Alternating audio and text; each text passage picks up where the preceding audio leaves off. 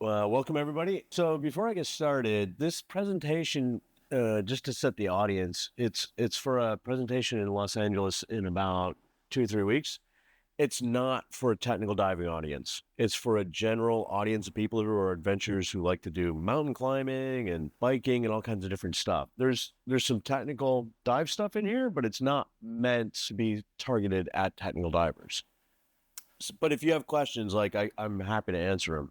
It's more about like the history of the wreck and the adventure of going there and diving this wreck. Really quick, I'm not going to spend time on my background because you guys mostly know who I am. I'm going to talk about the history of the Britannic. I'm going to talk about how it sank, and then I'm going to talk about the process we went through when we went and dove the Britannic in October of 2023. So just really quick, I consider myself an explorer. I love finding new wrecks. We found a number of new wrecks in Southern California. Obviously, 99% of my dives are wreck dives, technical diver, and I do like to take underwater photography. This is not my photograph. This is a photograph of me on an airplane wreck that we found about a year and a half ago in Southern California. Where have I been? Pretty much most, but not all, obviously. There's plenty of locations for wrecks, but I've been to Bikini Atoll, Greece, which is where the Britannic is, Chuk, aka Truck Lagoon, Malta, Croatia, Grenada, Palau, the Strip Solomons, and all over the US. I do have a website. This isn't a business for me. I just like to write about the adventures I have and where I go and the wrecks I dive, publish photos and stories and all the new stuff we find. So if you find this stuff interesting, go ahead and subscribe. Like I said, it's not like I'm trying to make money off of it. Okay, so let's talk about the Britannic. The Britannic was the third in a ship of Olympic class ships. The first was the Olympic. Classes of ships are always named after the first one produced. The Olympic was launched in 1911 and had a 24-year career. It was actually retired and sold for scrap, unfortunately. Titanic, we don't really need to say a lot about that. Everybody knows the story of the Titanic. It was launched a year later and sank on the maiden voyage after she hit an iceberg. The Britannic was launched 2 years later, and it sank in 1916 after hitting an underwater mine. We're going to talk about that. There's some kind of interesting history about whether it was a mine or a torpedo. We'll spend a little bit of time on that, but it was the third in the class. Some people call it the Forgotten Sister ship. If you ask like the average person, I think if they know about the Britannic, they might have heard about it, but they don't really know much about it. Like you ask anybody about the Titanic, and they're like, "Oh yeah, it sank when it hit an iceberg," and Leonardo DiCaprio out on the deck or whatever. But most people don't know about the Britannic. One thing you'll notice here, and we'll talk about this, is its livery is a hospital ship. So it ended up serving as a hospital ship and not a luxury cruise liner. So some quick facts. That picture over on the right is some of the lifeboat davits. We'll talk about those specifically in a little bit. It was launched in 1914. It was the third ship, as we said. It was built by the White Star Line. It was slightly larger than the other two ships, and it incorporated some additional safety measures. After the Titanic sank, they kind of said, like, okay, what can we do for our next ship to improve its ability to withstand icebergs and other problems? They added more lifeboats. It was a total of 48 lifeboats, which would easily accommodate everybody that could possibly fit on that ship. They had a double hull skin. They have these enormous davits. I'll show some pictures later on that I took where you can see these davits. They are absolutely massive. And they added a bulkhead after they found the data on the Titanic. So it had 17 watertight components as opposed to 16. Before she was ready to sail as a luxury steamship with all the accommodations and the grand stairwell, well, she had a stairwell, but all the other stuff that you would see on like a luxury liner, the British government requisitioned her to be used as a hospital ship. So she wasn't even finished being built. I mean, the hull was there, the superstructure was there, the bridge was there. But the British government said, we need to requisition your ship and use it as a hospital ship. She's 888 feet long, 175 feet high. I find this pretty amazing. A beam of 94 feet. So it's almost like, I don't know, close to 100 meters, not quite, maybe 90 meters of beam, and had a displacement of 53,000 tons. She had 9 passenger decks. I mean, it is a massive, massive ship. Propulsion was 29 boilers, 2 4-cylinder triple expansion steam engines for the outboard props, and 1 low-pressure turbine for the center prop. She had 3 props, port, starboard, and center. I have some pictures I can show you of those in a few minutes. But, I mean, 29 boilers. And, you know, those are all coal-fired. We'll talk about why that's important in a minute, but all coal-fired boilers. This picture on the lower right is actually a picture on the Britannic, and you can see it's being used as a hospital ship. You can see the beds and the drapes and everything else when she was outfitted to do that job. Her first service started on 23 December. She left Liverpool and headed for the port of Mudros, which is a Greek island in the Aegean Sea. She had 100 nurses, 336 non-commissioned officers, 53 commissioned officers, and a crew of 675 people. That's not including all the patients that she would take on. She completed 3 voyages to bring back sick and wounded people. So she would basically sail down, go up through the Aegean Sea to Mudros, load sick and people that needed help, and then go back to the UK and then do that journey. So she did it 3 times. At that point, they said, okay, like, we're done. You can now have her back and outfit her as a passenger liner.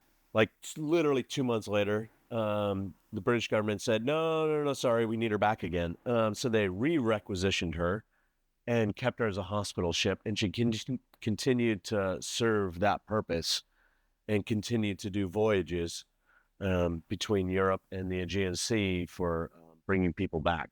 Her final and 6th voyage was November 2016. You see she left and she went down, she went through the Straits, across the sea, and then started on the 21st of November up through Key of the island where she sank. And she sank at 8 o'clock in the morning on the 21st of November. So it was a pretty big surprise. Because she was on the direction going to Lemnos, she had no real sick people on this ship. It was just officers, non-commissioned officers, nurses, and everything else as they were getting ready to go pick up more sick people. So it was a relatively empty ship when she hit what turned out to be an underwater mine. This is a little bit of a good diagram to give you an idea of what the wreck looks like. We'll talk about how she sank and the process of doing that. But this is the wreck. She sits on her starboard side. You can see the props up here on the left. This is a diagram, so it's not real. You can see the lifeboat davits up here. This is a funnel over here in the sand.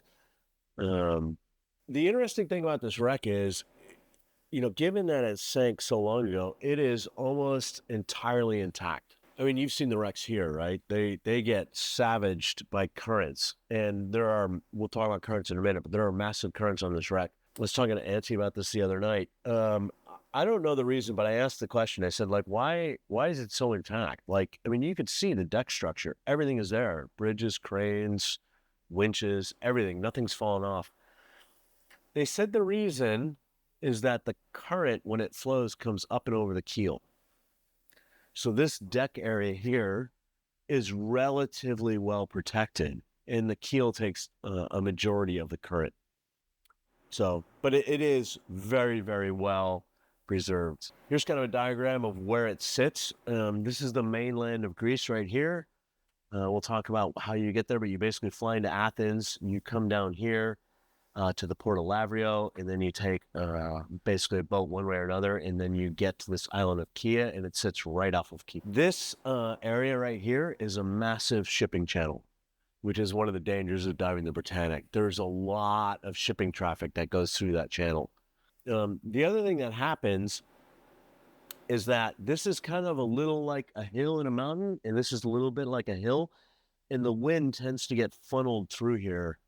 And you can get some pretty severe winds. I have a video I'll show you during this presentation, but you can get a lot of wind, which drives currents and other stuff. Okay, so how did she sink? On that morning at 8:12 in the morning, she hit or was either torpedoed or hit a mine. They didn't know at the time, but there was an explosion in between holds 2 and 3. It was hit low on the starboard side.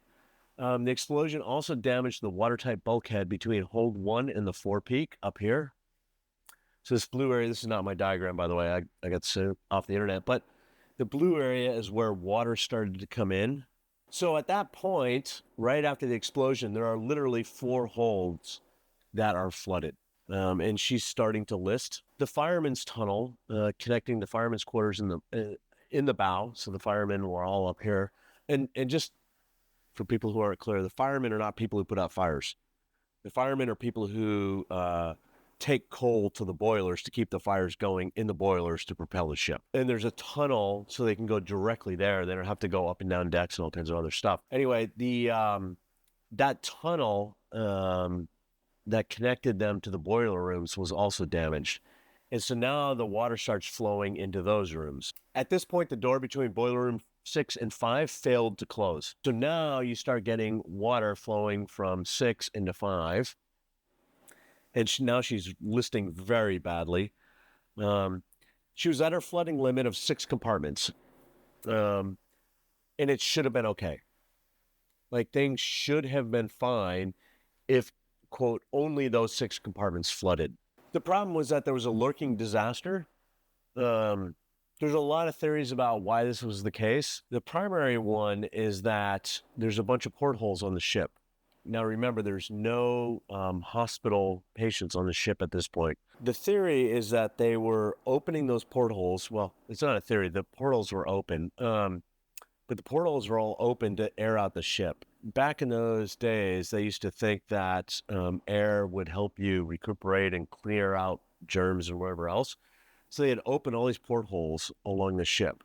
So the ship starts to list, and 6 compartments are filled. And then all of a sudden, water starts flowing in to the portholes on the starboard side as she's sinking. And that's pretty much what did her in. So there's another guy who did some really good diagrams that kind of show this in process. So at 8:12 in the morning, there's an initial explosion on the lower starboard side. Boiler room 6 floods in less than 2 minutes. So now she starts listing down because she's weighted heavy on the front, right? The forward E-deck portholes are already underwater 2 minutes later. You'll be amazed at how fast this thing sank. So at this point, 13 minutes after the initial explosion, the captain has basically said, get the lifeboats ready, but do not leave. He's trying to figure out what to do with the ship, right? Do I ground it? Do I get it to shore? Like, what's going on? How bad's the damage? But he tells the lifeboats, everybody get ready. Don't lower the lifeboats into the ocean. So you can guess what happens, right? 2 lifeboats got lowered into the ocean. They disobeyed the captain's orders. Everybody that died on this wreck died because they were in those lifeboats and they hit those props. Everybody else lived. So it's pretty tragic. But the captain had said, don't lower the lifeboats. People panicked and lowered the lifeboats. So at this point, he stops the ship and he orders all the boats to get away from the ship because he doesn't want any more people getting hit by the props. The Britannic is idle 15 minutes later because he stopped the ships. And most of the lifeboats get out. He realizes that people are starting to lower lifeboats, and he's like, okay, I don't want any more of that. He then, at that point, tries to beach the ship. He's like, we're pretty close to land. You can see how close that wreck was to Kia. And he restarts the engines, but it's too late at that point. Water gets in on the D deck, and the order to abandon ship is given, and the water reaches the bridge at that point. He was literally on the bridge until the last minute of this thing. So at this point, it's obviously going down. The bow hits first. Remember, this whole area here is where all the water was, and it's on the starboard side, so it starts to list. Hits the water at 390 feet deep. And then it starts to crack on the hull. I mean, obviously the ship is, call it 2.5x the depth of the water in terms of length. She completes the starboard roll, and then she crashes on the bottom. This whole thing happened 55 minutes. I don't remember my history lesson, but the Titanic, I think, was hours. 55 minutes from start to finish, and she's done.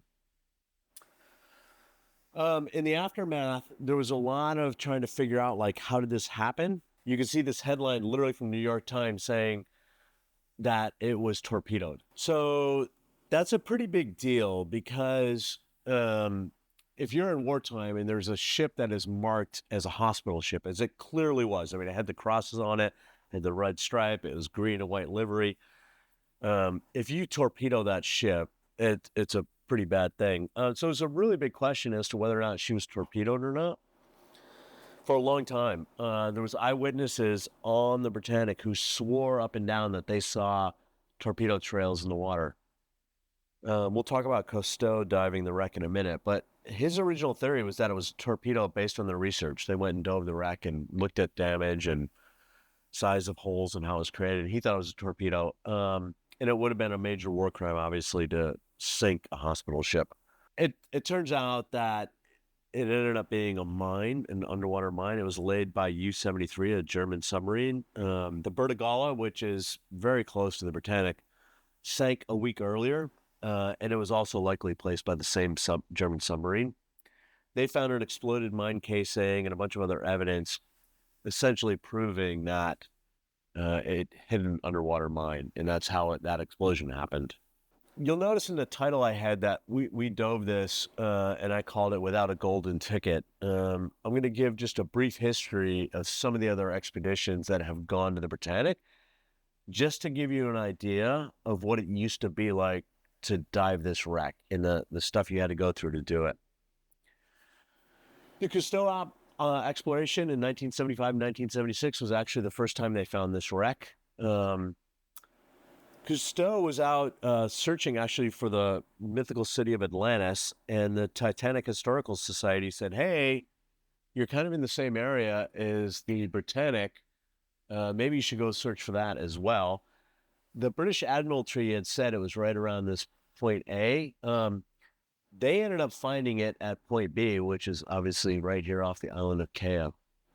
Dr. Harold Edgerton from MIT, they used, probably for one of the first times ever, side scan to locate the wreck. They looked here at point A where the British government said it was.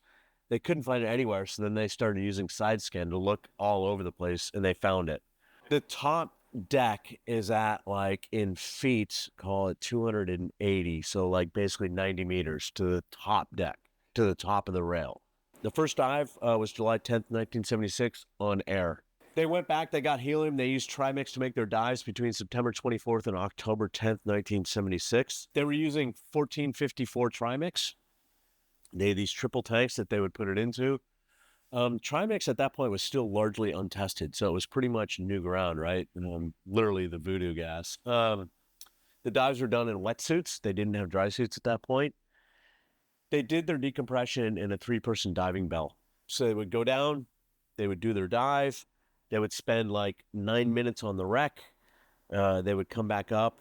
Just from memory, I think the bell was at like 60 meters-ish. 200 feet when they would get into the bell, and then they would do their decompression in the bell. They did a total of 68 dives on the wreck. Cousteau was 67 years old when he did this. That's pretty, to me, that's pretty phenomenal. So that was his first real expedition there. If you want to dive the Britannic, this is the way it used to be. You had to get approval of the government of Greece. There's actually a guy, Simon Mills, who owns the Britannic. He bought it for the British government in 1996 at 15,000 pounds. He bought it to basically preserve it. He's a diver, and he wanted to make sure that the wreck was protected and people wouldn't steal stuff from it. So it used to be that you had to have a permit, not only from the Greek government, but from Simon to go dive it. One of the expeditions early on was the GUE Jared expedition in 1999. He basically said, logistically speaking, the Britannic provides several interesting obstacles to staging an exploration project.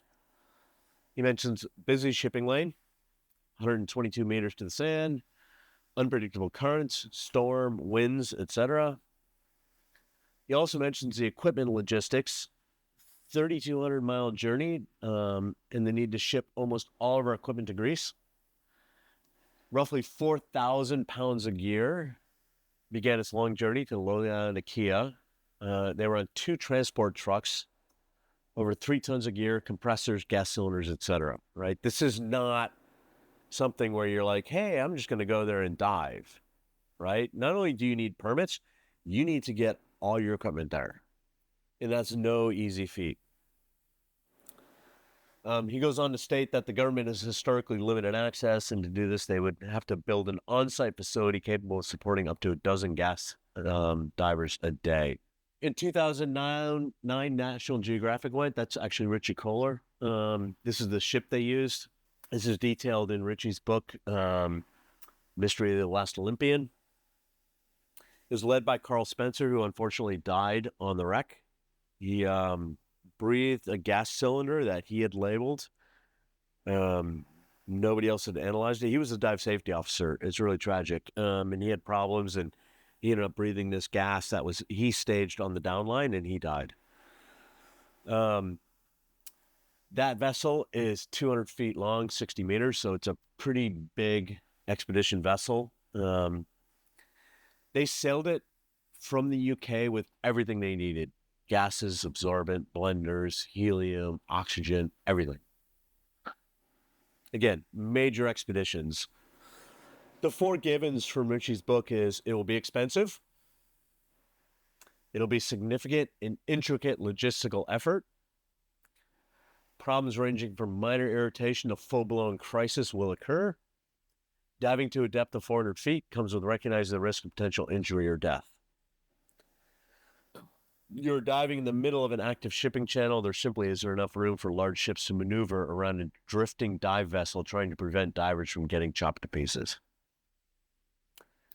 Very significant.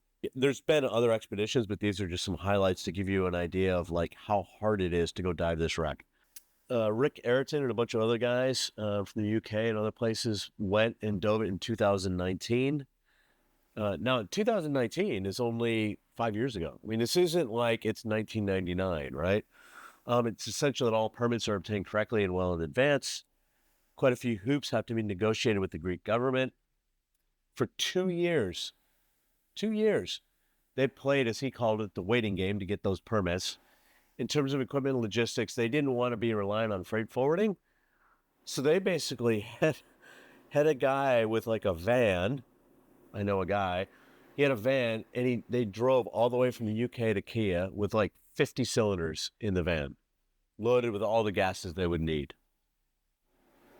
So the real question is, like, how do 3 guys from the US go dive the Britannic when that's the backdrop, right? And I think that's the thing that is really what I want to highlight is there's been some changes that have made diving the Britannic much more, I'll call it, approachable.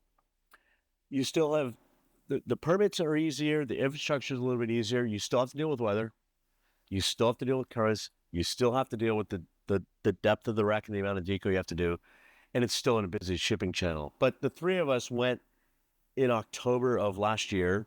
We spent 9 days on the island. We dove the Britannic 4 of those days. This is Justin at the bridge of the Britannic. So the reason I call this the golden ticket is, for those people who don't know this, there's a movie in the U.S. called Willy Wonka. It's about a kid who's poor. He's like a paper boy, and they give out, like, not give out, but when you buy a candy bar, there's like 5 candy bars in the world that have this golden ticket. And when you get the golden ticket, you get to go visit the Willy Wonka chocolate factory.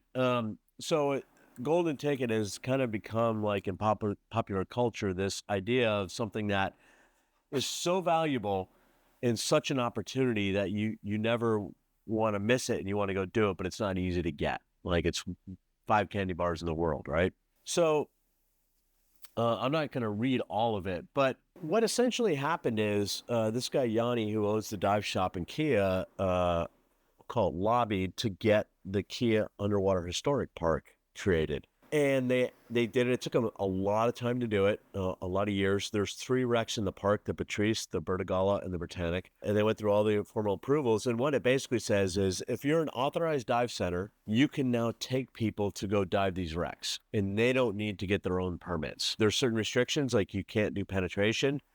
I'll call it real penetration. You have to have a guide with you, and then you have to go with one of these companies. But that removed the massive hurdle of getting a permit to go dive the wreck. So what did I bring? This is my Pelican case with the Revo in it.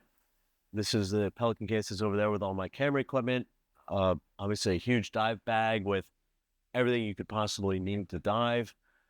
Dry suit, undergarments, heated vests, things like that, and then a backpack. I guess it's about 80 kilos, 200 pounds of gear. This was my checklist for everything I needed to pack. If you're going to go do this, you need to take everything with you that you could possibly need and spares for everything. Because of my wrists and tendons and stuff, I wear dry gloves everywhere and had a tiny little pinhole leak in my dry glove on one of the dives. I had spare rings, I had spare O-rings, spare dry gloves, spare neck seal for my dry suit, spare wrist seals, spare everything for my Revo. It's a real expedition. It's not, you can't expect when you get there, like, oh, if this breaks, the dive shop will have it. No way. You have to assume something's going to break, probably more than one thing. And if you don't have a spare, your trip is over.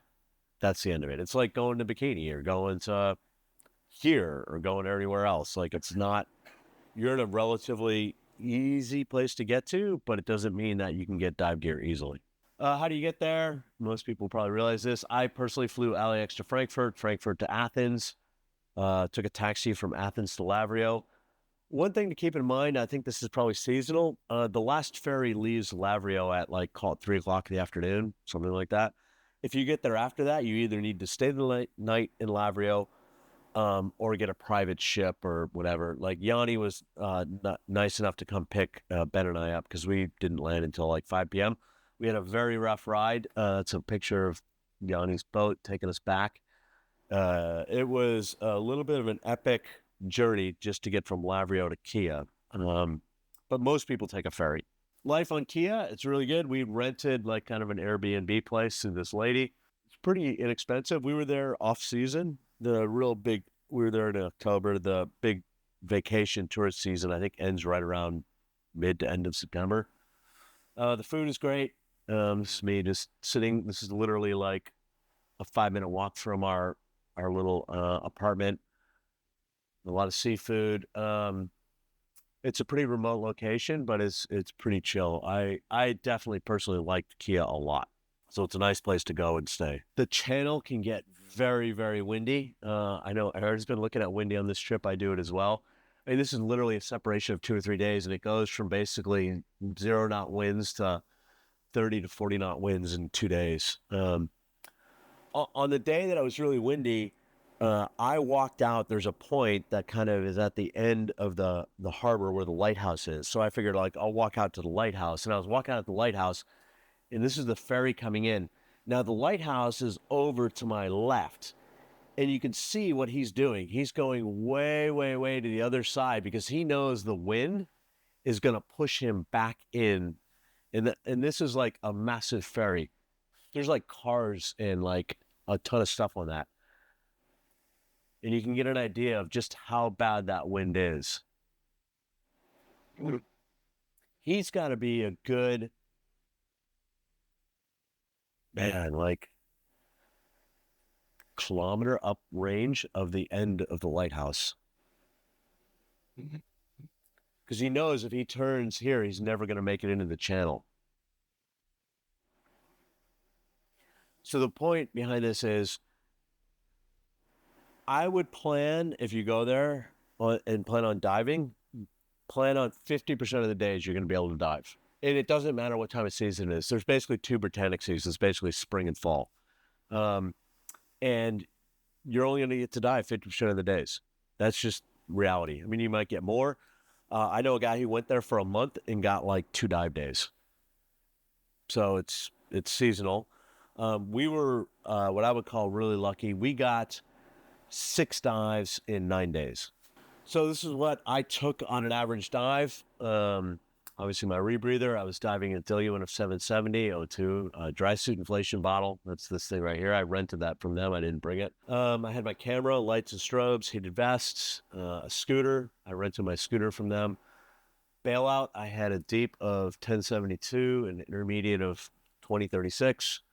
50%, I had them staged on the downline. I also had deco entertainment because it's long deco. So I had a dive vault case that they would stash for us at 20 meters, 70 feet, and strobes, lights, and all the other stuff. This was our dive boat compared to the 61 meter full Colt expedition vessel. We were diving off ribs. I mean, they're bigger ribs than where we're diving off now, but we were diving off of ribs. So typical dive day, step one, we would get all our stuff together, analyze our gases, put our rebreather together, sort our gear. They have a full blending station there. We would sit down, we'd come up with a dive plan, figure out what we're going to do for the day, where we wanted to go, how much bottom time, all the other stuff. We then load all our equipment into a van and a Jeep. This is all our dive equipment and all our bailout cylinders, my camera, all that other stuff. This is all the safety cylinders they would stage for us. And we would drive. The dive shop to the rib is like, I don't know, a 2-minute drive, but you don't want to walk it with all that equipment. We'd load all the gear into the 2 ribs. There was a primary rib and a chase boat rib. We'd finish suiting up at the dock generally. And then we'd depart for the wreck. I think this is just a quick video showing what it was like to get out to the dive site. A lot of stuff. You can see all the scooters in the front there, and then heading out. Basically, this was what I would call a relatively calm day. It gets a lot rougher than that, but we would head out to the dive site. That was George, our dive guide. The setup for diving is basically they put a downline down. It's got a float on the top.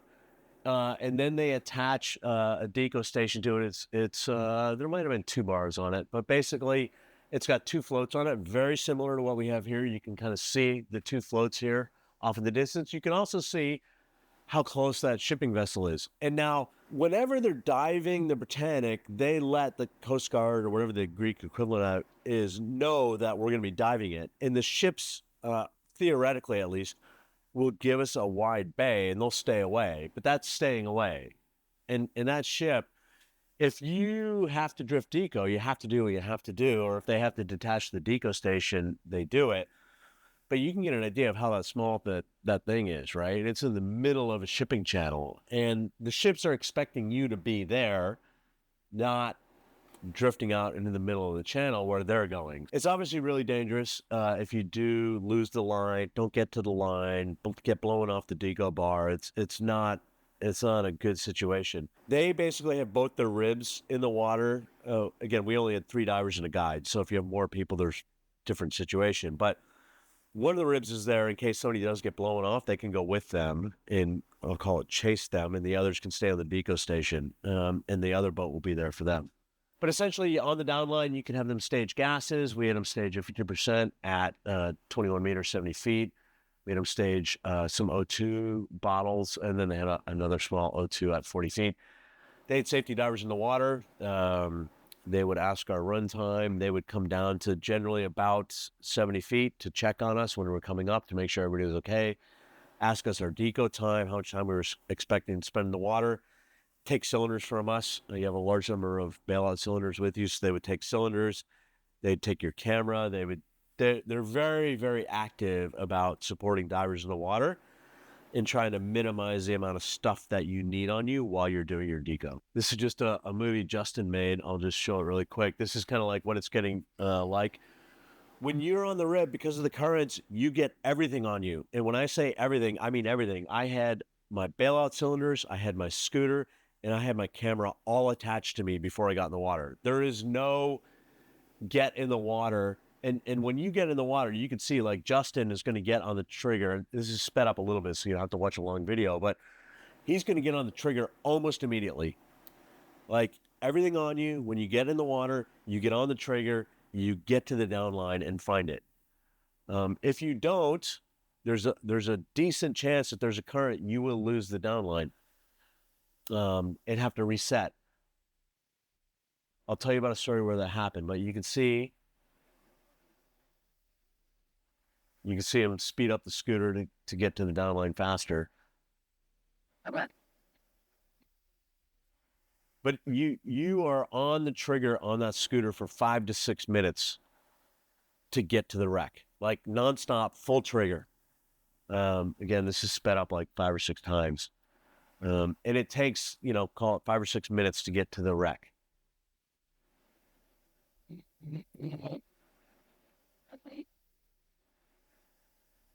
And there you can start to see it come into view. So one time we were doing a dive, and again, there was 4 of us in the rib, and because of currents, we decided to do it in 2 groups. So Ben and Justin went first, then they put the rib back up from where the drop point was. George and I got in the water. For whatever reason, they didn't drop us far enough ahead of it, or something happened. George got delayed on his trigger. We ended up going past the down line, and George is a very, very nice scooter. Full blast, he could not make headway against the current. Like, I mean, full trigger. We tried and tried and tried. We couldn't get back. We ended up basically resetting. We had to take all our ballast cylinders, camera, rebreather, everything, put it back in the rib, go back upstream, put it all back on in the rib, and then get back in the water and go do the dive. I mean, that was exhausting.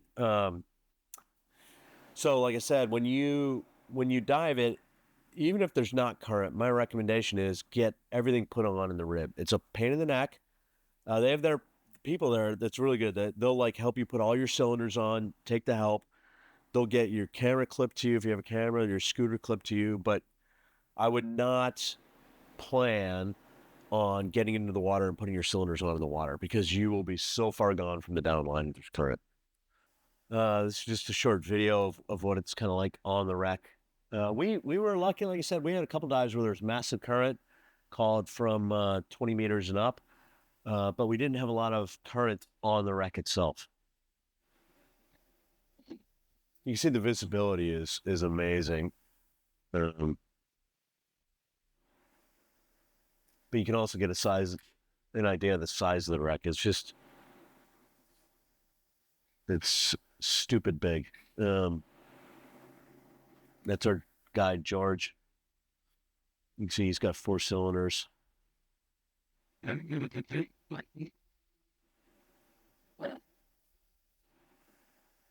It's a bathtub in the Admiral's Quarter. Again, it's on its side, so this is out. There's all these beautiful, like, yellow sponges. It reminds me a lot of, like, Croatia's like that. Some in Malta as well. You can see the big davits. I'll show you some pictures of those in a minute.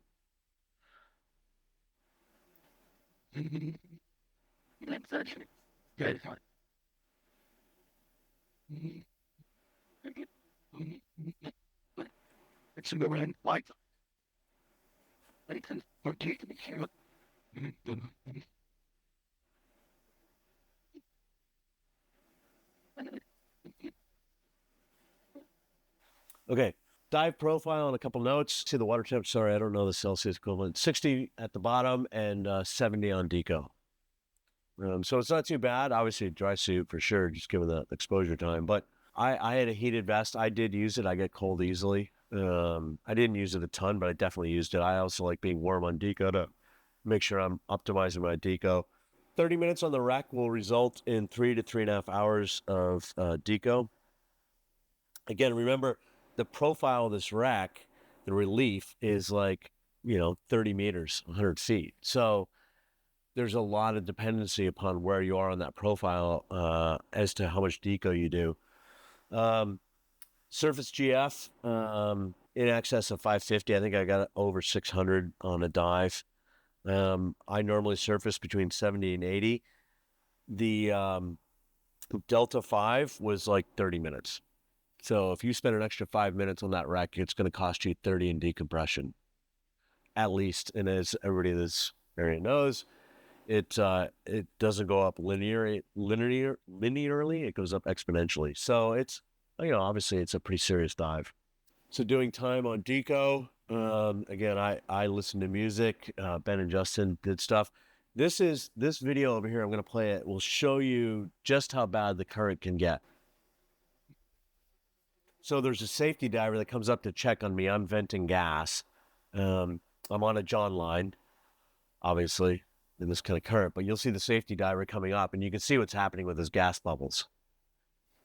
I mean, you can see me just literally holding on to a John line. It can be no joke current. I didn't measure it, but my guess is like a 3-knot current. So I took a bunch of photos. I'll show you some of them. I only have about 8 or 10 of them, but just to give you an idea. First, I know there's photographers in the room, so just some notes about this. All the photos I took were with the Sony A7R4. I had not a cam. I'm not trying to sell anybody equipment, just what I used. Visibility is generally good, but there's not a ton of natural light. I mean, there's a good amount given how deep it is, but there's not like a massive amount. My ambient light photos, the ones that I'll show you, most of the ones I took were ambient light photos, were an ISO of like 8 to 10,000. I mean, off the charts high. The best photos I took were the ones where I had other divers using video lights, and I didn't use any lighting. You'll see in a minute. They're really like, they give you, I think personally, a sense of kind of what the wreck is like. And you really just don't have a lot of time. I mean, it goes without saying, but you don't have a lot of time to mess around with camera settings when you're on a wreck at that depth. You really have to have your shit dialed in. I had problems on one dive, and it resulted in some interesting stuff. But just to orient people before I start showing photos, this is obviously the bow, right? Here's the big crack. I have some photos in there. This is the bridge right here. The props are obviously back there. Most of the photos I show are in those 3 places. Here's the props, right? Big, huge break. This is obviously where the underwater mine hit. The bow is very majestic.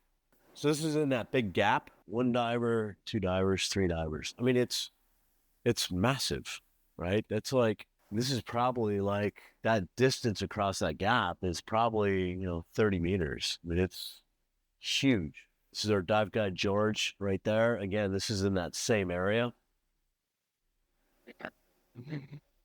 This is the bow. Like I said, the bow is very, very majestic, at least in my opinion. The winches are all there. The anchor chains, everything's still there. There's 3 guys out there. That's probably one of the deepest parts of the wreck. It's close to 118 meters, I think, to the sand at the bow. And this is Justin at the bridge. You can kind of poke around in the bridge, like I said, you need a different special permit if you want to do real penetration, but you can kind of poke your head around and look inside the bridge and do some other stuff. That's totally fine. These are the props. This was an interesting shot. This is when I was having camera problems. I hadn't actually planned on taking the shot, but when I was going and reviewing my photos, I noticed it. You'll notice in this historical picture, there's a prop, and there's one on the other side. There's this big one with this huge rudder. This is the rudder right here. In this photo, you can actually see all 3 props. There's one down here that's lit up. Justin is actually up underneath lighting that prop. George is back here. Here's the center prop, and there's the port side prop. So if you get in the right position, you can actually see all 3 props on this ship. We went back and tried to recreate this photo in a better way. I wanted George closer to the prop, but that was another little bit of a failed problem. This is the port side prop, the one that sticks up into the water. The depth at that prop is like, call it 350 feet, so 105 meters or so, 110 meters. You can see how big the prop is. I mean, it's just huge. This is looking from the stern towards the bow. And again, you can see here those big, huge lifeboat davits that I talked about that they installed on the Britannic after the Titanic problems. They were like, okay, we have to have better lifeboat systems. We have to have more lifeboats. We need to be able to lower them faster and do all this other stuff. So it's a very distinctive feature of the wreck. And there they are from a kind of looking the other direction. Don't worry, it's not backscatter. This is actually all fish. This is inside the promenade deck. This is not considered penetration, so you can actually swim through the promenade deck. This is the port side of the ship right here on the upper side. This is Justin exiting. So if you swim from the promenade deck from the stern towards the bow, you exit out the promenade deck basically at the bridge. This is the telegraph. There's a few different telegraphs. This is one right up by the bridge. You have to kind of go looking for it, and it's not obvious, but again, benefit of having a dive guide, they'll show you some stuff. Ben made this video going through the promenade deck.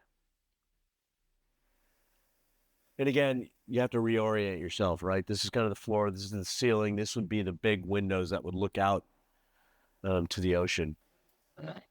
Okay, so just some personal recommendations. It's a true expedition. Again, I mentioned this earlier. You have to have spares for everything.